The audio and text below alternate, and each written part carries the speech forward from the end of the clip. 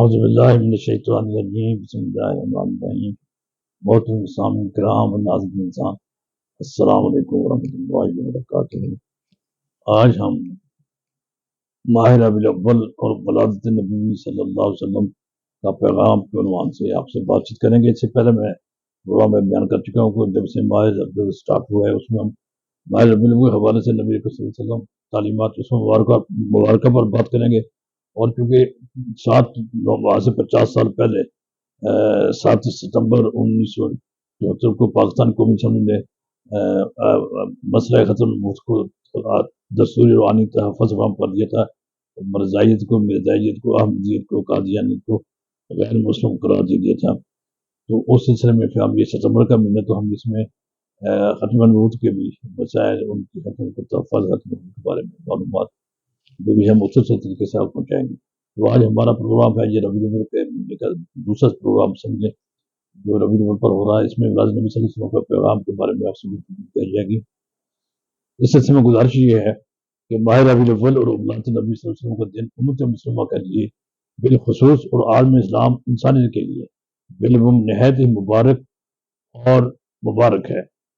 اس دن وہ ذات گرم تشریف لائی جو انسان کامل، نبی اکمل اور مصلح عالم ہے، جس نے تمام انبیاء اور مذاہب پر ایمان کو ایمان کا حصہ قرار دیا اور تمام ہادیان مذاہب کی عزت و توقیر کی زبردست تلقین کی، اور انسانیت کو رنجشوں تکلیفوں سے نجات کا عملی نسخہ تجویز کیا۔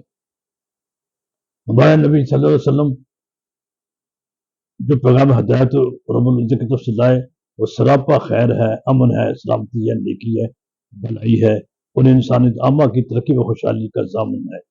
یہ صرف دعویٰ ہی نہیں بلکہ حقیقت کی عملی شکل ہے۔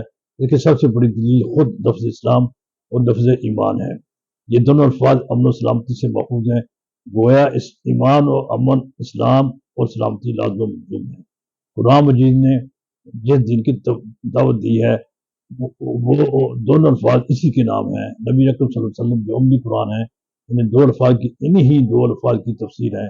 اس لیے تو ہمارے آقا محسن انسانیت صلی اللہ علیہ وسلم خالق کائنات رب العالمین نے بلا طور پر رحمت للعالمین کے خطاب سے نوازا۔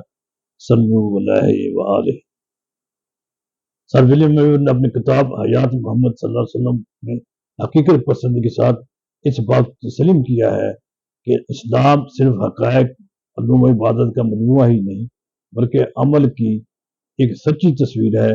حضور اکرم صلی اللہ علیہ وسلم نے دنیا کے حقائق کی بنیاد پر وہ قوم تیار کی جو کڑے سے کڑے وقت میں بھی حقائق سے نبرد ازمار یعنی کہ جرم سے مالا مال تھی۔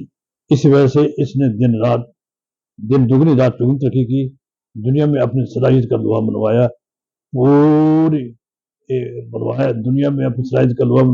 دنیا پر حکمرانی کی۔ یہ وہ تاریخی سچ ہے جس پر مسلم مسلمہ کو فخر ہے اور جسے اسلام کے دشمن بھی تسلیم کرتے ہیں۔ حقیقت یہ ہے کہ پوری انسانیت کے لیے نئے نظام کے آغاز تو محمد خدا رسول اللہ صلی اللہ علیہ وسلم کی بعثت کے ساتھ ہی ہو چکا تھا۔ یہ بھی حقیقت ہے کہ یہ کامیاب تجربہ صرف 23 برس کی قلیل مدت میں پایہ تکمیل کو پہنچ چکا تھا۔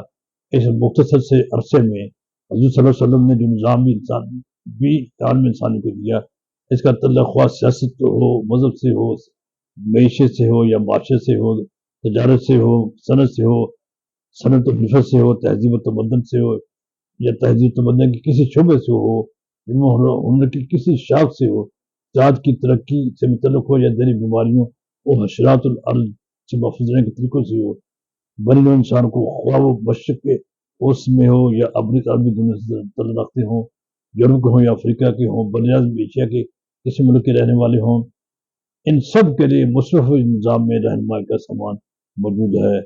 نبی اکرم صلی اللہ علیہ وسلم پیدا ہو تو یتیم مکہ اور پھر عرب میں دوسروں کے مطابق والدہ کی گود سے دور بنو سعد میں قیام کیا، پھر سن شعور سے قبل شفیق ماں سے محبت کرنے والے دادا سے مستقل جدائی، مگر اس عالم میں بھی کسی پر بوجھ نہ بننے کی بجائے دوسروں کا بوجھ ہلکا کرنے میں پیش رہے۔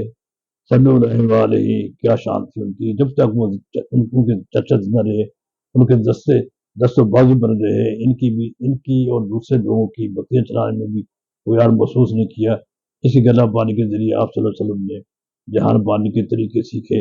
گلہ بانی کے زمانے میں آپ نے نہ کسی لڑائی کی جھگڑا کیا، نہ جھگڑا کیا، اور نہ کسی درخت اور چراگاہوں کو نقصان پہنچایا، بلکہ جس چراغ گاہ میں ہوتے تو وہاں ایسی خیر برکت ہوتی کہ چرواہے اور زمین کا مالک بھی حیران ہو جاتے۔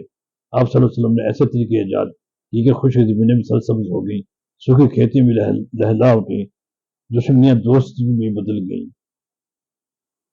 عزیزان گرامی، مصطفی نظام کی افرادیت اور اہمیت کا اندازہ اس حقیقت سے لگایا جا سکتا ہے کہ رسول اللہ صلی اللہ علیہ وسلم کے سامنے ایسے کسی نظام کی کوئی نمونہ بھی موجود نہیں تھا جس میں انسان اور انسانی کے خلاف کو مدنظر رکھا گیا ہو۔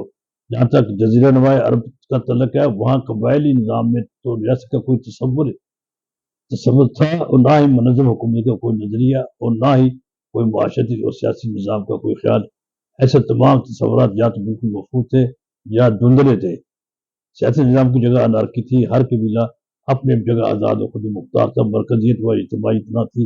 نتیجتاً یہ کہ بدوی قبیلوں کی زندگی باہمی اختلافات، چپکلش، نزاع اور تصادم کی تفسیر تھی، جو اپنی آزادی اور برتری کے لیے دوسروں کی زندگی، مال اور آزادی سے کھیلتے رہتے تھے۔ ان کا نظریہ حیات و سیاست ہم اثر ریاستوں اور اقوام عالم کے نظریات زندگی سے کچھ مختلف نہ تھا۔ ان کا ایک ہی مقصد تھا، یعنی اپنی فلاح اور ہر برتری، اپنی فلاح اور برتری پر دوسروں کی قیمت پر، اپنی فلاح اور برتری دوسروں کی قیمت پر۔ اس کے برعکس مصروف نظام کے مقصد اپنی فلاح اور مسلموں کی مبودی نہیں تھا، بلکہ اس کا مطمع نظر پوری انسانیت، تمام کائنات انسانی کی فلاح و ترقی تھا۔ یہ ایک ایسا مثالی نظام تھا جس کی بنیاد اللہ تعالیٰ کی حاکمیت، اعلیٰ رسول اللہ صلی اللہ علیہ وسلم کی قائدانہ سیادت، امت مسلمہ کی اخوت و مساوات، احترام انسانیت، تمام بنی نوع آدم کی محبت کی عظیم اصولوں اور عملی نمونوں پر قائم تھی۔ یہی وجہ ہے کہ اسلامی نظام کو مقامی یا قومی رنگ دینے کے بجائے اسے بین الاقوامی حیثیت دی گئی۔ اس کے نتیجے میں مکہ میں جو تصور ابھرا اور مدینہ میں استحکام پذیر ہوا، وہ حجازی یا عربی اصطلاحات پر مبنی نہیں تھا، بلکہ قرآن اسلام میں امت کہہ کر پکارا گیا۔ یہ ایک انقلاب آفرین تصور تھا۔ ہمارے اللہ تعالیٰ سے دعا ہے کہ اللہ تعالیٰ ہمیں اسوہ حسنہ پر چلنے کی عطا فرمائے۔ یہ اس سلسلے کا پہلا پروگرام تھا، اس کا اگلا پروگرام جاری رہے گا، اس میں پھر بعد میں گفتگو کریں گے۔ السلام علیکم ورحمۃ اللہ وبرکاتہ۔